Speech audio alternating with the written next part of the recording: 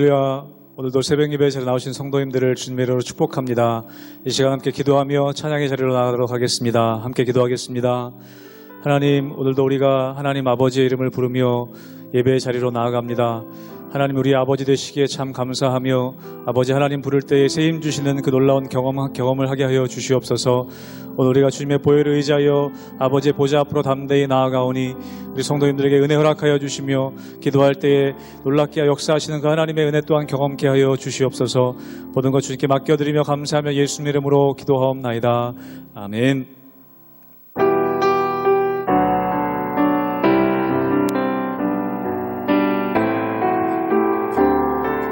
6월절 어린 양의 피로 6월절 어린 양의 피로 나의 삶의 문이 열렸네.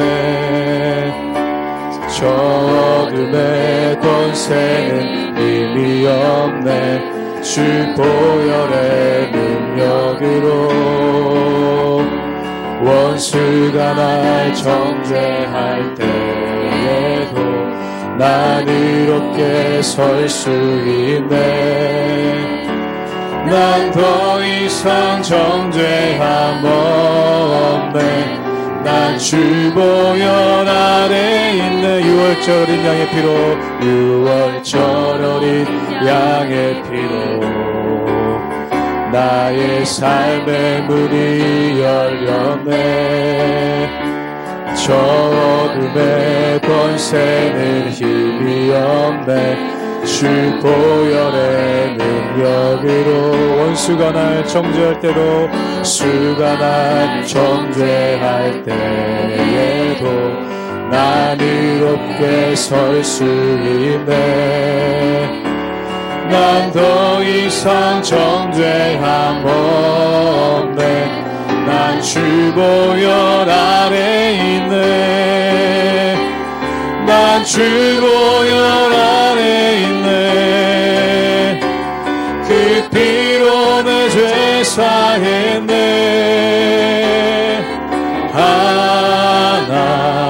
하나님의 그 날 거룩해 하시었네. 난 주 보혈 아래 있네. 난 원수의 어떠한 공격에도 더 이상 넘어지지 않네. 난 주 보혈 아래 있네. 6월절 어린 양의 피로 6월절 어린 양의 피로 나의 삶의 문이 열렸네. 저 어둠의 권세는 힘이 없네. 주 보혈의 능력으로 원수가 날 정죄할 때에도 난 이롭게 설 수 있네. 난 더 이상 정죄함 없네. 난 주 보혈 아래 있네. 난 주 보혈 아래 있네. 난 주 보혈 아래 있네. 그 피로 내 죄 사했네.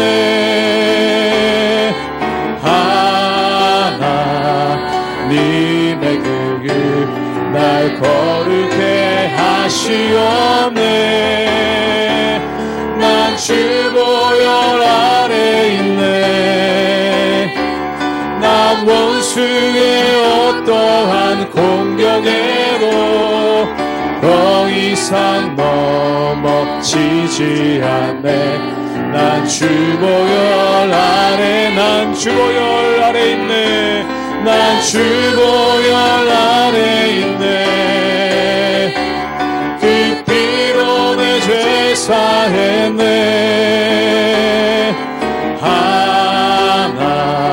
하나님의 날 거룩해 하시었네.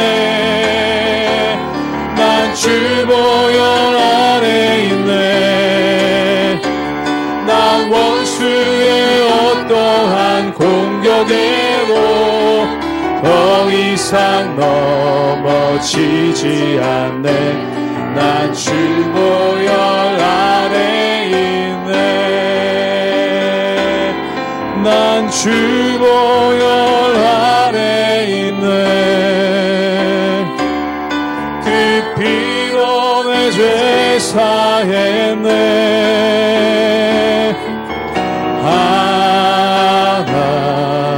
하나님의 그 날 거룩해 하시었네.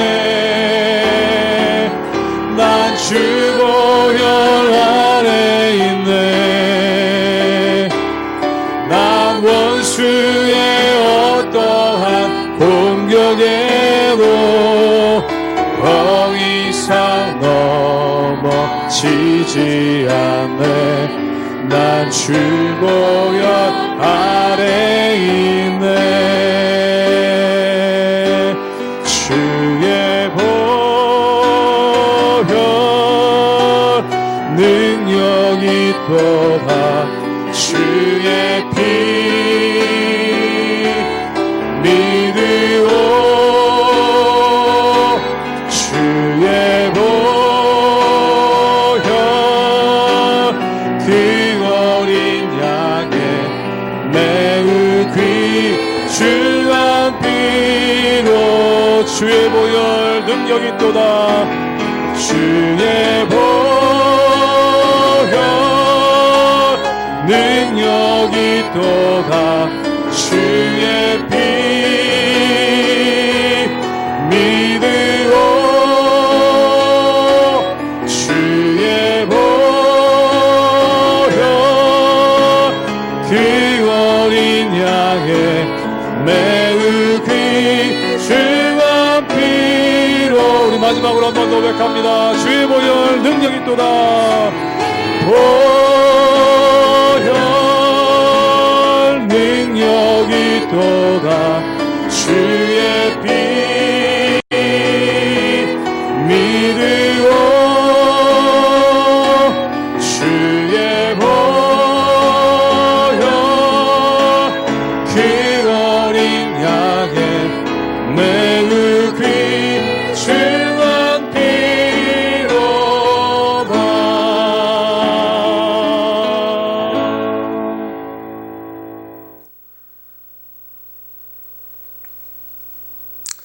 할렐루야. 우리 하나님의 은혜와 평강이 우리 성도님들 삶 가운데 날마다 가득하시기를 주님의 이름으로 축원합니다. 우리가 그동안 인간의 교만에 대해서, 또한 성공한 이들이 그것을 가지고 하나님께 영광을 올려드리는 것이 아니라 교만함으로 말미암아 무너지는 그러한 모습에 대해서 우리가 말씀을 보았습니다. 그런데 오늘 말씀 가운데 보면은 교만한 인간의 모습뿐만 아니라 또 인간의 질투하고 시기하는 그러한 연약한 모습이 그 안에 있는 것을 보게 됩니다. 사람이 내가 다른 사람들보다 조금 뛰어나다라고 생각하면은 그걸 가지고 교만한 경우가 있습니다. 사랑하는 여러분, 내가 뛰어난 이유가 무엇이 있겠습니까? 아마 하나님께서 우리에게 주신 은사가 있고 또한 하나님께서 우리에게 주신 재능이 있기 때문에 다른 사람들보다 뛰어나고 또한 다른 사람들보다 앞서 나갈 수 있다는 것이죠.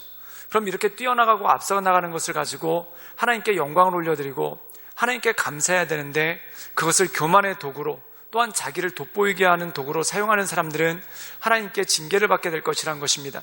그런데 오늘 말씀 가운데 보면은 또 이런 종류의 사람들이 있습니다. 남들보다 내가 뛰어나다라고 생각하는 게 아니라 내가 남들보다 조금 못하다라고 생각되는 경우가 있다라는 것이죠. 또한 어떤 경우에는 다른 사람이 나보다 앞서 나가는 것을 볼 때 그것이 마음이 힘들고 어려운 사람들이 존재하는 것을 보게 됩니다.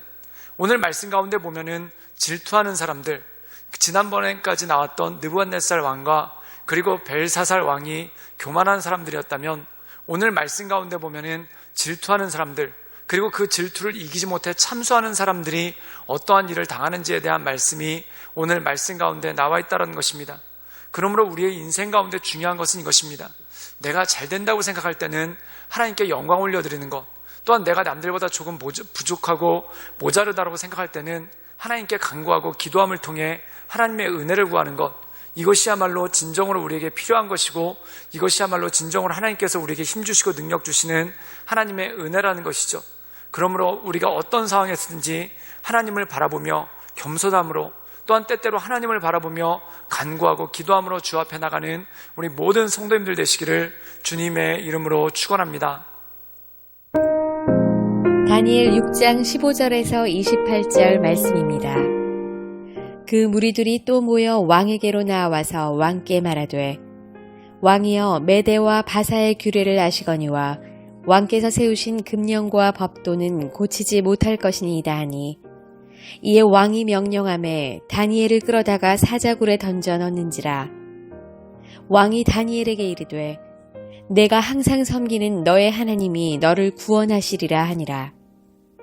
이에 돌을 굴려다가 굴 어귀를 막음에 왕이 그의 도장과 귀족들의 도장으로 봉하였으니 이는 다니엘에 대한 조치를 고치지 못하게 하려 함이었더라.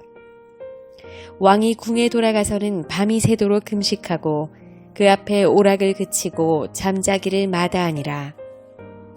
이튿날에 왕이 새벽에 일어나 급히 사자굴로 가서 다니엘이 든 굴에 가까이 이르러서 슬피 소리질러 다니엘에게 묻되 살아계시는 하나님의 종 다니엘아, 내가 항상 섬기는 내 하나님이 사자들에게서 능히 너를 구원하셨느냐 하니라.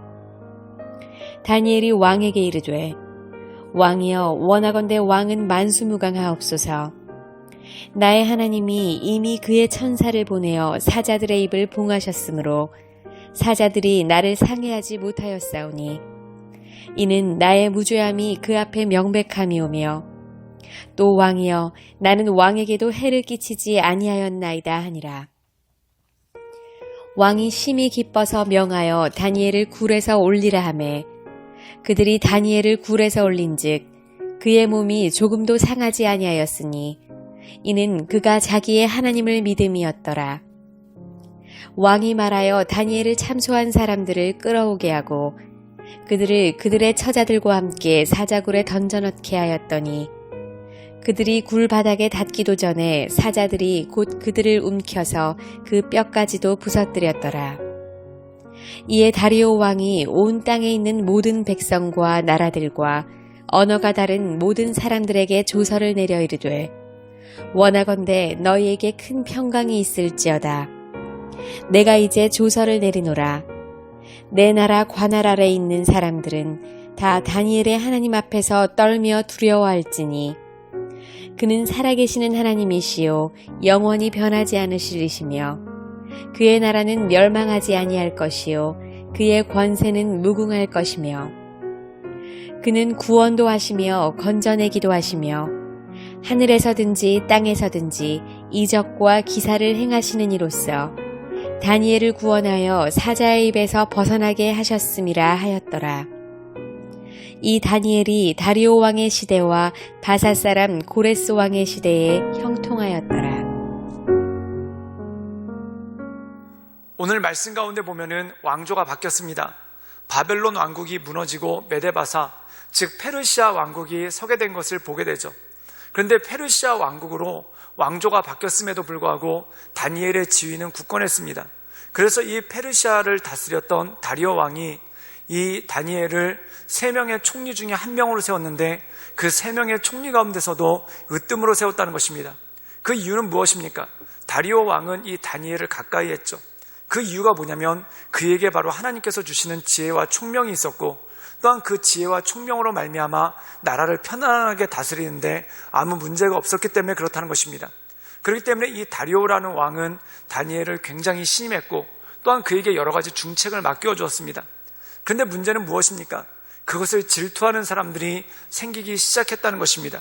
그래서 그들이 이 다니엘을 질투하던 사람들이 나름대로 함정을 파죠.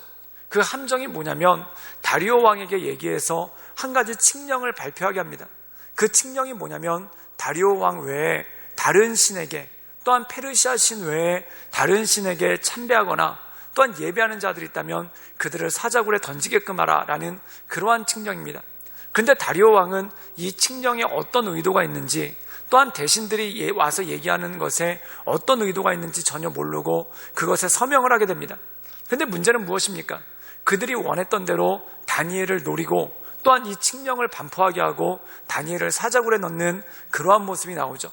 사랑하는 여러분, 사람이 뭔가 행동을 할 때는 두 가지의 것이 있습니다. 첫 번째는 의를 위해서 하는 사람이 있습니다. 의를 위한다는 것은 무엇입니까? 잘못된 것을 바로잡고 또한 모두가 공정하게 또한 모두가 온전하게 나갈 수 있도록 하는 것이 바로 의를 위한 것이죠.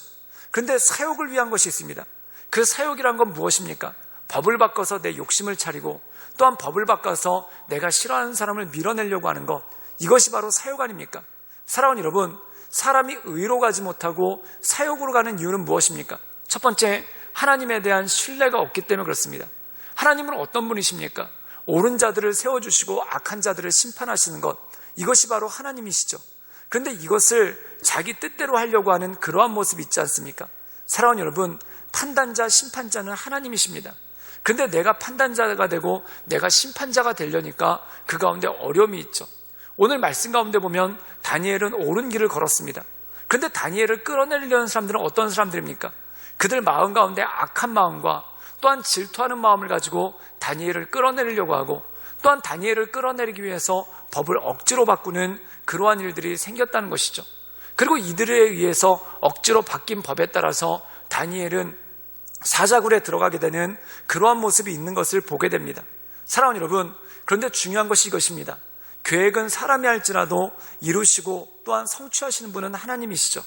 이 다니엘을 참소하는 사람들은 자기들이 이 계획을 세우면서 얼마나 감탄했겠습니까? 또한 다니엘을 참소하는 사람들은 정말 자기들이 세운 계획대로 이 다니엘이 사자굴에 들어갔을 때 자기들의 모든 계획들이 성공한 줄 알고 나름대로 좋아하고 또한 기뻐하지 않았겠습니까? 그런데 하나님께서는 이 모든 것들에 대해서 어떻게 역사하십니까?